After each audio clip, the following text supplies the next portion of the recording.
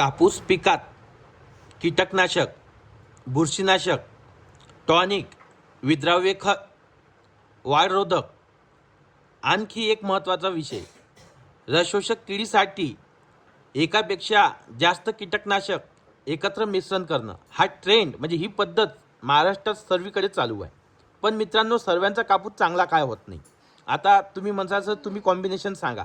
मित्रांनो, शेताची कंडिशन पाहून, पिकाची कंडिशन पाहून, वातावरण पाहून, तुमच्या शेताचा पिरियड किती दिवसाचं पीक आहे त्यानुसार फवारणी ठरते.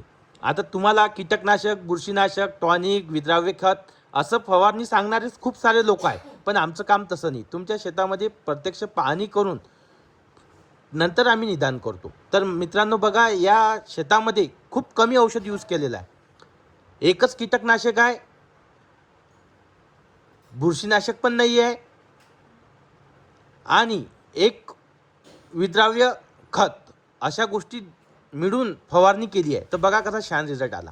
आता तुम्हाला जर तुमच्या शेतामध्ये योग्य मार्गदर्शन पाहिजे असेल तर मित्रांनो, या नंबरवरती कॉल करा. आमची जी कन्सल्टन्सी आहे त्याची मेसेज तुम्हाला येईल आणि त्यानुसार तुम्ही प्लॅन सिलेक्ट करून आमचं मार्गदर्शन घेऊ शकता आणि तुमच्या शेतात पण चांगलं पीक घेऊ शकता.